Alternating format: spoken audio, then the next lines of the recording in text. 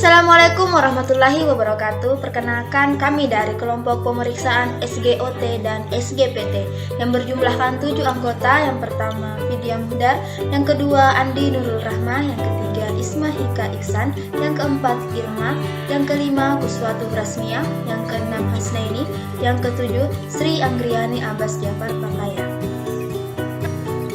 Mengenal SGOT dan SGPT yang akan dipaparkan oleh Vidya Muhdar. Oke, baik, di sini saya akan menjelaskan tentang apa itu SGOT dan SGPT. Jadi SGOT adalah enzim yang tidak spesifik hanya terdapat di dalam hati, tetapi juga dapat ditemukan di sel darah, sel jantung, dan sel otot. Oleh karena itu, peningkatan SGOT tidak selalu menunjukkan adanya kelainan di sel hati.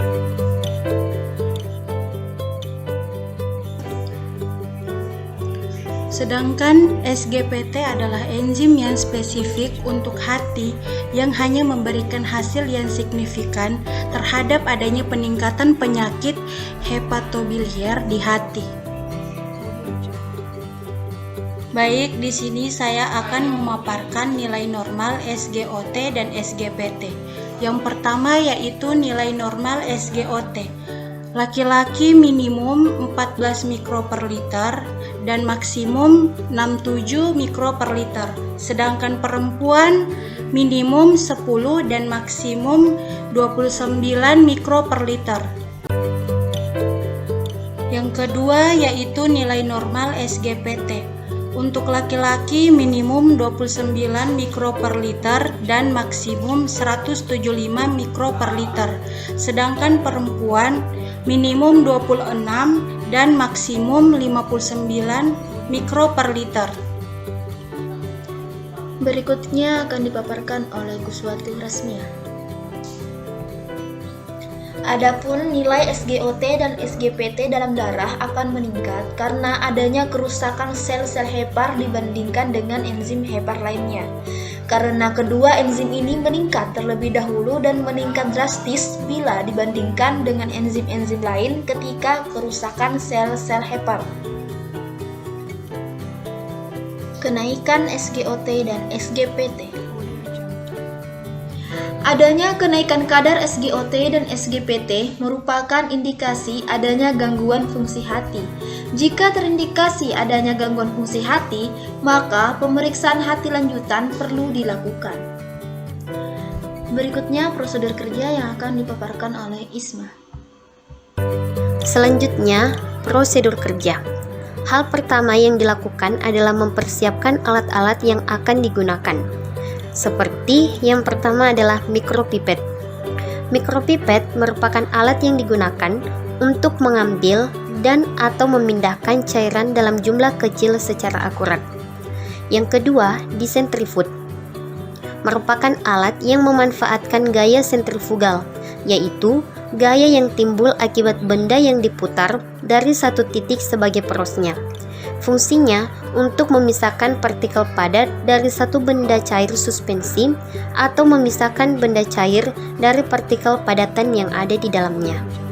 Yang ketiga, blue atau blue tip. Merupakan alat lab yang berfungsi untuk mengambil larutan dalam ukuran mikro. Alat ini terbuat dari material berkualitas tinggi sehingga kuat dan presisi. Yang keempat adalah spoik. Merupakan alat penyuntik yang digunakan untuk pemberian secara intravena, intramuskular, atau subkutan dengan volume tertentu. Yang kelima adalah tabung reaksi. Merupakan sebuah tabung yang terbuat dari sejenis kaca atau plastik yang dapat menahan perubahan temperatur dan tahan terhadap reaksi kimia. Tabung ini biasa digunakan sebagai tempat untuk mereaksikan bahan kimia dan untuk melakukan reaksi kimia dalam skala kecil.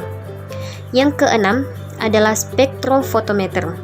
Merupakan alat untuk mengukur absorbansi dengan cara melewatkan cahaya dengan panjang gelombang tertentu pada suatu objek kaca atau kuarsa yang disebut kuvet. Sebagian dari cahaya tersebut akan diserap dan sisanya akan dilewatkan. Yang ketujuh adalah tourniquet atau penjepit aliran darah. Merupakan alat bantu yang biasanya dipakai untuk menghentikan pembuluh darah dengan cara diikat di lengan atau pergelangan tangan saat hendak mengambil darah pasien. Dan yang terakhir adalah tabung vakum. Tabung pengumpul darah vakuuminer adalah tabung reaksi steril yang berbahan baku kaca atau plastik dengan penghenti karet yang berwarna yang membuat segel vakum di dalam tabung, memfasilitasi gambar volume cairan yang telah ditentukan. Berikutnya, bahan yang akan dipaparkan oleh Sri Anggriani Abbas Jafar Pakadi. Selanjutnya, bahan yang akan digunakan. Yang pertama, kapas yang digunakan untuk membersihkan lengan sebelum pengambilan darah dan untuk menutup luka setelah pengambilan sampel darah. Yang kedua, alkohol 70%, berfungsi untuk mensterilkan, biasanya digunakan bersama kapas. Yang ketiga, serum, merupakan bagian yang ada dalam darah dan memiliki komposisi pembuatnya sama dengan plasma darah.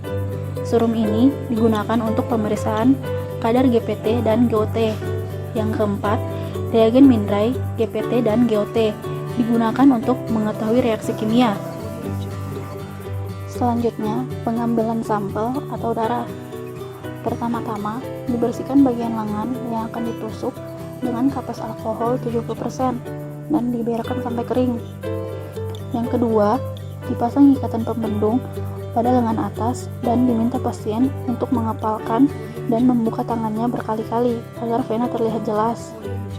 Yang ketiga, ditusuk kulit dengan jarum dan sploid sampai ujung jarum masuk ke dalam pembuluh vena. Yang keempat, dilepaskan atau direnggangkan pembendung dan perlahan-lahan tarik penghisap semprit sampai jumlah darah yang dikehendaki didapat. Yang kelima, ditaruh kapas di atas jarum dan dicabut sploid dan jarum itu. Yang keenam, diangkat atau dilepaskan jarum dari sploid dan darah dialirkan ke dalam wadah atau tabung yang tersedia melalui dinding. Kemudian, sampel didiamkan selama 10 menit atau hingga membeku. Setelah itu, disentrifus dengan kecepatan 3000 rpm untuk mendapatkan serum. Berikutnya, pemeriksaan analitik yang akan dijelaskan oleh Hasnaini. Selanjutnya, prosedur kerja analitik. Yang pertama, pipet 100 mikroliter serum masukkan pada dasar tabung. Kedua, tambahkan reagen Naver 1000 mikroliter. Ketiga, homogenkan dan inkubasi selama 5 menit pada suhu ruang atau 37 derajat Celcius. Keempat, tambahkan reagen substrat 250 mikroliter. Dan yang terakhir, homogenkan dan baca hasil pada alat spektrofotometrik. Berikutnya, salah satu contoh pemeriksaan SGOT dan SGPT yang akan dipaparkan oleh Irma. Baik, saya akan menjelaskan tentang tabel hasil yang didapat dari jurnal analisis kadar serum glutamik piruvit transaminase SGPT dan serum glutamik oxaloacetic transaminase SGOT. Berikut tabel hasil pemeriksaan kadar SGPT dan SGOT. Yang pertama, kode sampel A. SGPT 23,2 keterangan normal, SGOT 65,2 keterangan tidak normal. Yang kedua, kode sampel B, SGPT 16,0 keterangan normal, SGOT 24,0 keterangan normal. Yang ketiga, kode sampel C, SGPT 20,6 keterangan normal, SGOT 27,2 keterangan normal. Yang keempat, kode sampel D, SGPT 29,0 keterangan normal, SGOT 21,0 keterangan normal. Yang kelima, kode sampel E, SGPT 23,0 keterangan normal, SGOT 20,6 keterangan normal. Berikutnya, kesimpulan dari hasil yang akan dipaparkan oleh Andi Nurul Rahman. Jadi, berdasarkan hasil penelitian terhadap 10 sampel mengenai analisis kadar SGPT dan SGOT pada petani yang menggunakan pestisida meliputi Pada pemeriksaan SGPT, tidak ada yang mengalami peningkatan dari 10 sampel, dan sementara pemeriksaan SGOT yang tidak mengalami peningkatan sebanyak 9 sampel dan yang mengalami peningkatan sebanyak 1 sampel.